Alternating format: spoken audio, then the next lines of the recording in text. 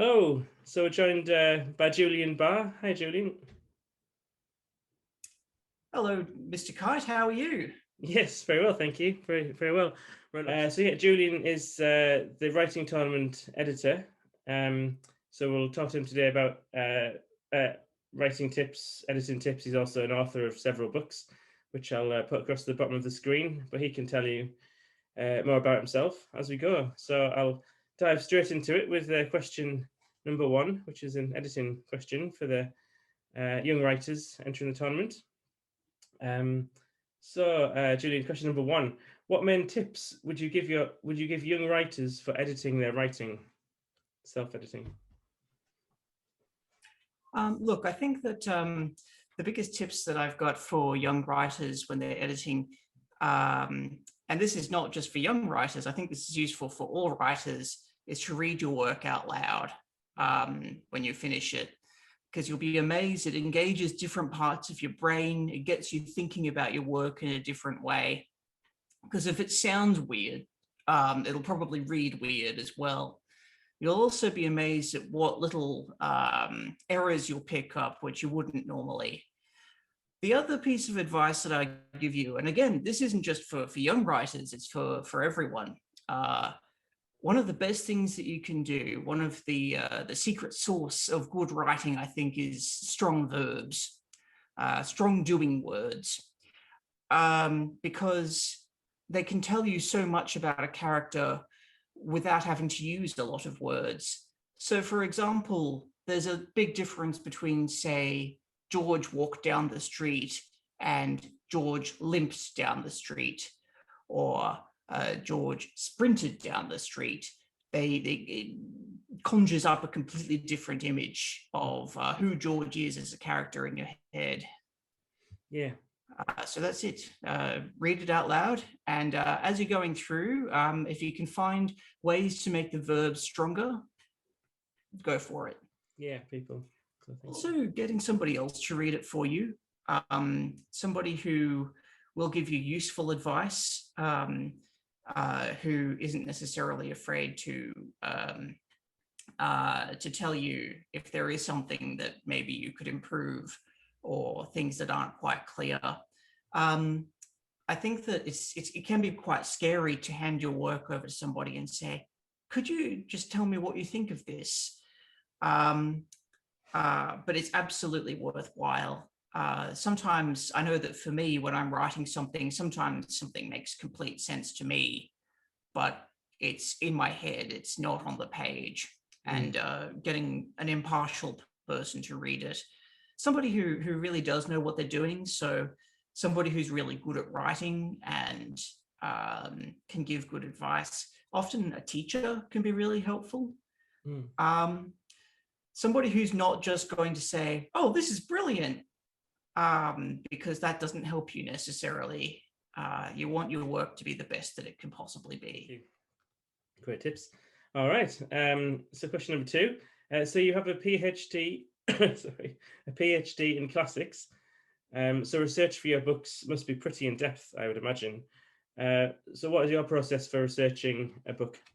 For me, the biggest thing, the hardest thing to research actually is trying to capture sort of the experience of everyday life in another time period, because it can be so completely different to the way that we live today and the way that people thought back then, the way that people talked back then. So I tend to use, if it's at all possible, letters, diaries, primary sources, things that were written from, whether it's hundreds or thousands of years ago, will give you the best source of information as to what it was really like, and trying to capture sort of the day-to-day details. But the thing that I also do is, and I think this is always a good thing for an historical novelist to do, just for context, I write fantasy stories, but they tend to have a real historical basis, or a basis in mythology. And, oh, hello. It's all good. It's always nice to have a guest. Protect the keyboard. That's the key. Sorry about that. That's okay. I also find that one of the best things that you can do is to go to museums, actually, to try and look at artifacts from that time if you can. And smaller museums are better, believe it or not, because they tend not to be so busy. And without hundreds of guests there, the staff who work there will usually be more than happy to talk to you. Yeah. And if you ask them nicely, they might even open the cases for you and let you actually pick up and handle the artifacts. Yeah. I used to work for an antiquities museum, and it was an amazing experience. And a lot of the artifacts there actually make their way into my novels, particularly the weapons and armor, because you can feel the weight of it in your hand, the weight of a dagger in your hand, and feel how solid it is. To be able to engage all five senses is, I think, one of the things that really distinguishes a good writer from a great writer. Great writers, particularly when you're writing historical stuff, do try to use all five senses in a way that, say, a movie couldn't or a TV show couldn't. So I remember once I picked up an alabastron, a little alabaster jar that was used to hold perfume in ancient Egypt. It was about 3,000 years old, and you pick it up and you sniff it and you can still smell the perfume that it held. Wow. Smell is one of the most powerful things to evoke the sense of a place, I think. There are other things as well. I find that written sources are great, but sometimes one of the best things you can do is actually talking to reenactment enthusiasts, recreationists, who actually can tell you what it's like to give you more of an idea of what it's like to be in a battle. I learned more in an afternoon from an afternoon of axe throwing than I did from an entire year studying medieval history, because you get a sense of just how sore your shoulder gets from hefting the axe, and you know how well developed the axe thrower's muscles must have been. Shooting flaming arrows is such a great experience for starters. It's so much fun, but you also learn just how hard it was, how hard the work was. But also drawing on research goes beyond that as well. I found that I learned a lot from studying, doing a few classes in self-defense in Taekwondo for some of my action scenes, to ensure that my characters weren't standing in a way that they could be knocked over too easily. The more that you can draw upon, the more sources you can draw upon from your own experience, from your own research, and also from the writing of the time. It all comes together in your writing and in your imagination. And the more detail you can put in, the better in some ways. Yeah. I think in some ways you're sort of saying, because I think the word, especially, well, to anyone maybe, but to younger writers, you say research and it can sound quite stuffy and bland. But I think what you're saying is that it's actually can be quite great fun and to sort of smell perfume from thousands of years ago, or throw an axe, or all of these things. It's incredible for your writing, but it's also fun experiences. Oh, absolutely. I think that one of the coolest experiences that I ever had when I was researching was I went to, again, it was the same antiquities museum where I used to work, and there's a clay pot there. from the Middle Ages, and it's quite a plain thing, to be honest. But what makes it really special is about 1,500 years ago, the potter picked it up while the clay was still wet. And you could see their handprints. And you could see the whorls of their fingerprints on the pot. And to have that moment of connection with somebody who has been dead for thousands of years, you realize we're dealing with people, and real people. And when you're coming up with your characters will be real to you. They'll matter to you. And the more that you bring your own experiences, and the more you bring yourself to your writing, the more exciting and the more engaging it'll be. So this one is from Red Loosey again, from the Red Loosey Podcast. So I'll pass this over to her. I know you're publishing a series retelling Grimm's fairy tales. What was it like to write the series? How did you break down the process?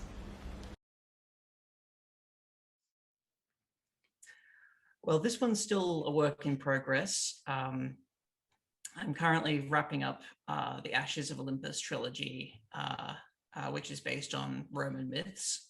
But I've kind of got going on in the background the Grimm's fairy tale series. It's the Kingdoms of Grimm, which I'm kind of whittling away at.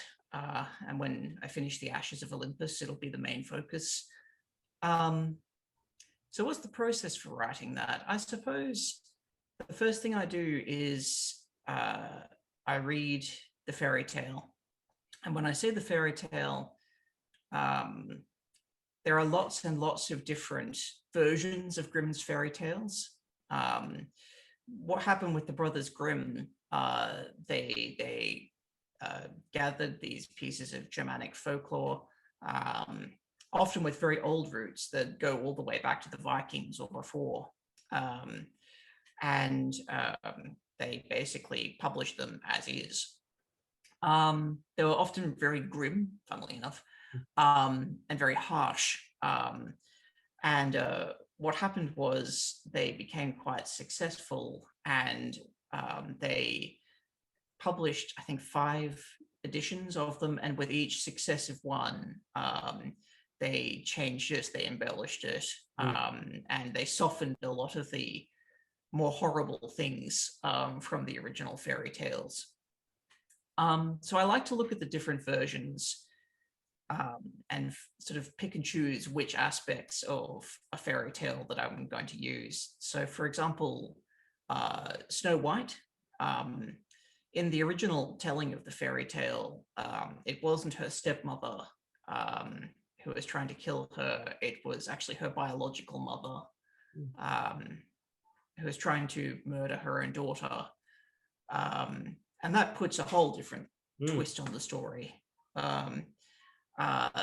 That's not a direction that I've chosen to go down for my retelling, but there are other examples as well. Things like in the story of the Frog Prince, in later versions of the story, it became this sort of golden ball that she was playing with that fell into the pond. And she needs the frog to get it back for her. In the original, it was he tempts her with a glass of clean water.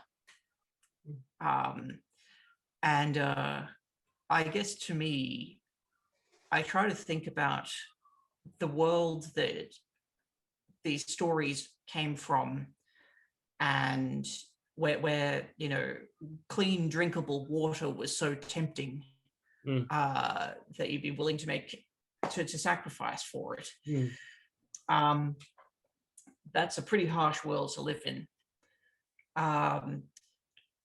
And I guess for me, basically what I'm doing is trying to retell Grimm's fairy tales, but as big, sweeping, epic fantasies, sort of Lord of the Rings style. So I guess that I also think about, well, we've got the elements of the story. How can I make it bigger? How can I take a fairly simplistic and smaller scale fairy tale and really up the stakes while keeping it essentially the same story? And I guess I also think about whose perspective, whose viewpoint do I want to tell the story from? Because that changes everything. So I guess that what I'm doing is read the story, read the various different versions of the story, sift through them, try to think about the historical context that it came from, think how to make it bigger, and whose perspective do I want to tell the story from. From there, I kind of start these days by just scribbling in a notebook, just when I'm looking at the setting of a particular scene, I try to make notes to make it as detailed as possible on what the characters can see, what they can hear, what they can taste, smell, what they can touch. And often it's just a matter of just trying to sort of let go of the idea of getting into the mechanics of the story and just trying to lose myself in the scene and just get it all down on paper. So for example, with a medieval inn, I think about details like I was writing a scene in an inn not too long ago. Things like the characters sort of playing a game out the front of the inn, with maybe kicking around like an inflated pig's bladder as a soccer ball, having the having a kind of staff out the front with maybe a bit of holly or laurel on it, to kind of signal, yes, the new brew's up. And walking into the tavern, and it's very dark in there, it's crowded, it smells because there's this layer of filth on the floor. You've got lots of bodies pressed together, no one's bathed in weeks or even months, or sometimes years if they're medieval serfs. What kind of pictures will they paint on the walls? Because I don't think that people generally, the idea that walls should be blank is a relatively new one. So I'm thinking about things like, would they want to paint things like sort of the Horn of Plenty, or they even paint windows on there, which people used to do to try and make a place look bigger on the inside, to create the illusion that they had windows. And think about the smell of the hops and the barley, and of meat cooking, and bread as well. And when they sit down to eat their meal, what are they eating? And what do they eat it with? These are the kinds of details. Like I've got a character who always brings his own knife because he doesn't trust any kind of, sort of implements that the tavern might be able to provide. This is a world that doesn't really have knives and forks. It doesn't necessarily have spoons. And so it's kind of normal that people just kind of reach out and just eat with their dagger, just, they don't eat off bread. They don't eat off plates. They eat off trenches, sort of dried out husks of bread. And what does their food smell like? Does it smell appetizing? Is there spice? What do they do to try and make horrible food more palatable? And what spices would they have had? Yeah, so that's the kind of process that I go through when I'm trying to construct a scene. And once I've kind of got a sense of who the characters are and the settings that I want them in, and I kind of just let my mind wander for a bit, then it's time to kind of sit down and start thinking about the draft. The first draft is just a matter of getting it down on paper. It's for me. It's something to start with. I don't care about who reads it at that point. And I'm finding that it's really helpful when I'm writing a draft to try to kind of set a target of how many words I want to write every day. I'm doing a challenge through a podcast called The Bestseller Experiment, which is a fantastic podcast. And if you're interested in writing, I absolutely recommend it. Where they challenge the reader, challenge participants to write at least 200 words a day. So that's a paragraph, basically. It's not much, but by the end of the year, you wind up with a finished book, and that's a huge achievement. I find that slow and steady wins the race when it comes to drafting. I know some people who will just sit down and just not sleep for a week or two and just write a book, but that's just awful. Who would do that? I can't do it. I've got a lot of health problems, and that would be a mistake. The second draft, once I've kind of got it down on paper, that's when I really go to work with self-editing. And the first draft is all just for me to get it down on paper. The second draft is where I start to think about the reader, and trying to think about the reader's experiences as they're reading it. What kind of feeling do I want them to have? What words would I use to make people feel a certain way? Third draft is a polish, and then I feel it's fit for other readers to have a look at, and I send it out to friends who are quite good writers and who are very good at giving useful feedback. And then finally, once I've sort of sifted through their feedback and acted on the things that I think are helpful, that will make it a better book, I send it off to my editor at my publisher, and that's a whole nother ball game. But usually by the time that it's been through that kind of rigorous process, my editor often, the comments that I get back are very minimal, because I've got a really clear sense of what I'm doing by that point. And often when you're writing your first draft, you'll find that it's okay if you don't know what you're doing when you start, because often you'll find that through the writing. And the trick is just keep going until you find what you're looking for. So you've sort of answered this one, but I suppose it's just if there's anything to add. So why should young writers consider looking into the past for stories rather than just making one up? If there's anything extra to add. Well, I think further to what I said, often you'll find that the past, people thought so differently in different historical periods, but often they were dealing with the same kind of problems that we've got now. And sometimes they come up with very different ways of looking at things. And if you're grappling with a particular problem, looking at it from a past point of view can kind of help you to see things from a different angle. I think that in general, the more you learn about history, the more you learn about religion, about languages, about culture, as well as about science, mathematics. Just the more stuff you know, the more tools you've got in your kit. And that's why I'm very much in favor of trying to have, particularly for younger people, as broad an education as possible.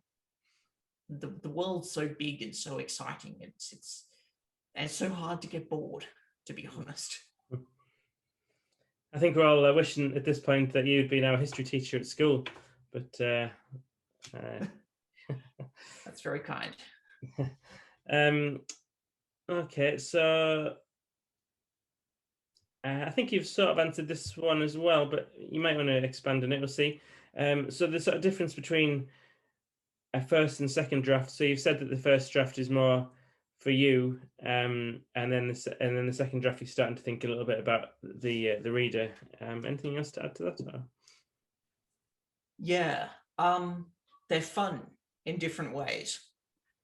The first draft is fun because you can give yourself permission to just let go and just lose yourself in the story.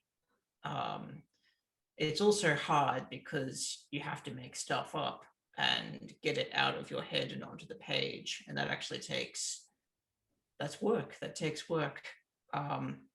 The second draft is fun in its own way because you're discovering new depths and new ways of doing things that you didn't know were there.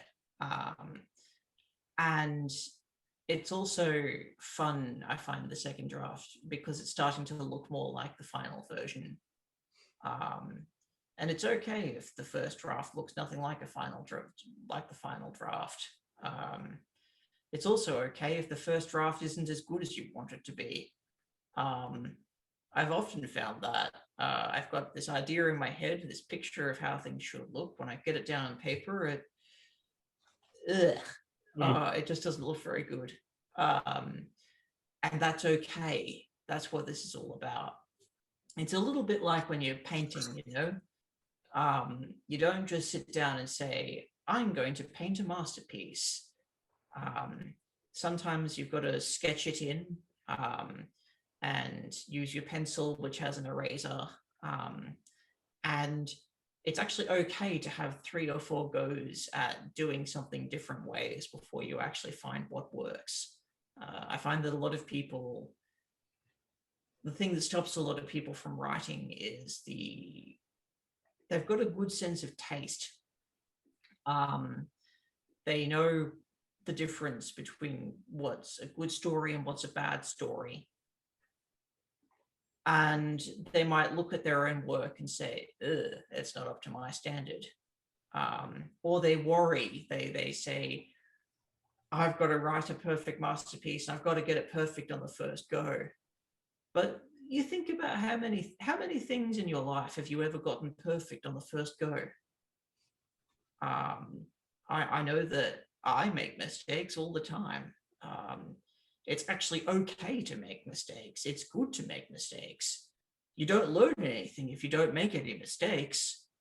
It's also, a lot of people worry about, is this good enough to get published? Guess what? I've written books that didn't get published.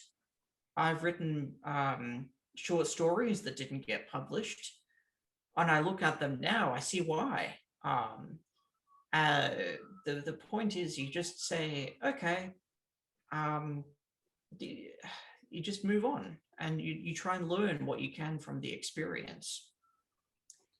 I think that Yoda said it best in The Last Jedi. He said, the best teacher of failure is strength and mastery, yes, but also failure. And give yourself permission to fail, because that's the first step towards succeeding. And I think that particularly for young writers, it's actually a lot easier to have fun with it because you're not relying on this to be your source of income.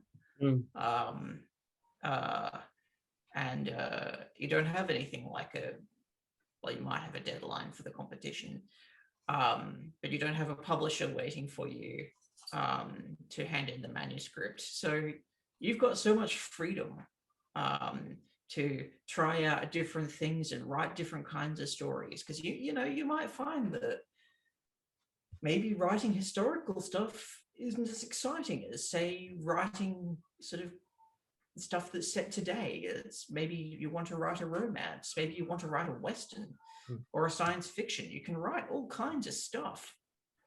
And the beautiful thing about writing is you don't actually need that much tech to do it. You just need a pen and paper, or even to be able to speak and record your voice to tell your story. That's the main thing. Next one. So what would you... So you're the editor for the writing tournament, as we mentioned. What are you sort of hoping to see in the stories that you receive? I think the biggest thing is character. I think that your story, a story can have all kinds of issues, but if it's got an engaging character, then that makes up for a whole lot of issues. Character, I think, is the most important thing. So if you can come up with a character and or one or two characters, and just give them a couple of amazing quirks, something that makes them memorable, something that makes them different, I think that would be amazing. Also, I think my biggest tip specifically for the writers in the tournament, don't try to make the story too big. It can just be one little moment in time that shows us something about these characters, about the world that they live in. And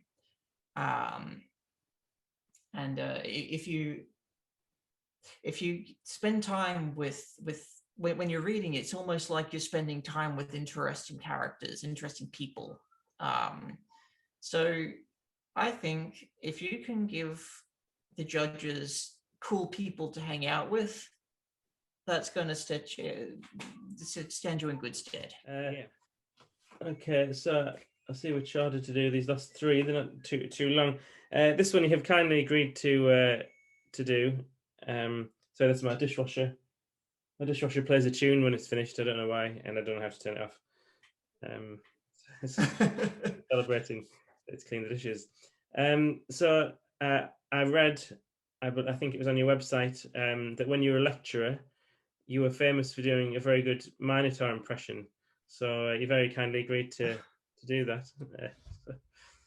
Oh gosh, I don't remember writing that, but anyway, here goes. Well, enough. That's certainly the best one that I've seen. Definitely. Awesome. Yeah, no, thank you for that. If you only watch one Minotaur impression on the internet, make it this one.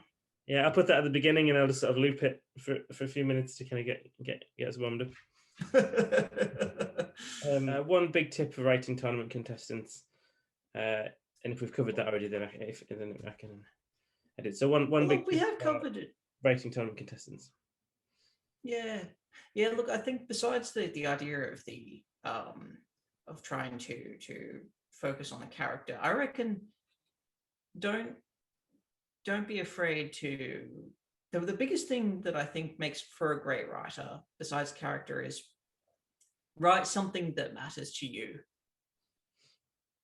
Don't worry too much about, is this going to be good enough? But if you can write something that really gets to you and you can feel it inside, that makes you feel something inside, it'll matter to people who read it as well.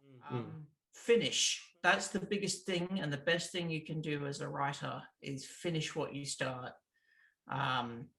There are so many novels which have brilliant beginnings, but the writers lose confidence, or they get bored with them, or they get to a bit that's just they say, oh, it's too hard, and they just put it in the drawer. And I think that whatever you end up doing, finish it. If you can finish something, then you are head and shoulders above a lot of people who say that they want to be authors or want to be writers. All right. So talking about that story, I have given you a little bit of a heads up for this one. That if you were to enter the tournament, if you were young again, what story might you tell about the Border Reavers in a nutshell? What kind of angle would you take? So no pressure. I've been thinking about this one. What really interests me about the Border Reavers is that there were English and there were Scots, and they didn't care who they were raiding as long as they could get away with it, basically. wouldn't it be interesting to tell a little story about a couple of border reavers, really sort of tough, hard men who find a baby who had been abandoned in a field because, life was hard, and if your family had a baby that you couldn't afford to look after, unfortunately, people did have to leave their babies in the field to hopefully be picked up by some kind stranger. Mm. What if right after a raid, they hear the cry of the baby, and they go and they pick up the baby, and they decide that they're going to raise it not as English, not as Scot, but as something brand new. That's a little story in itself, one that you could tell in 500 words, I think. Well, it's going in my novel now, so thank you. You're welcome.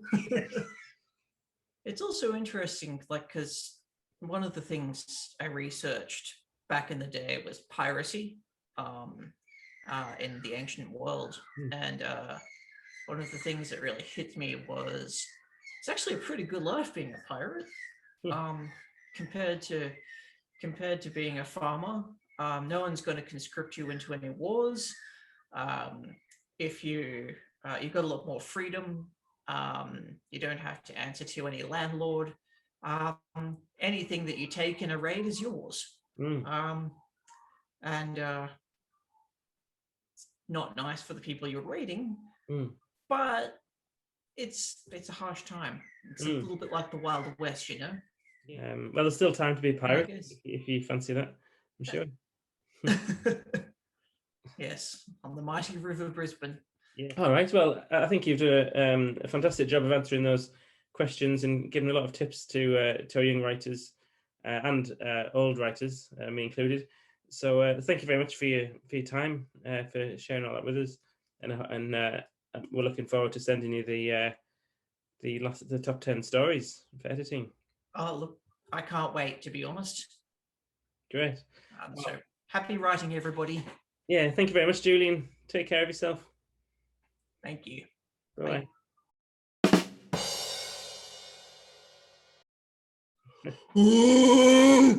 Bye.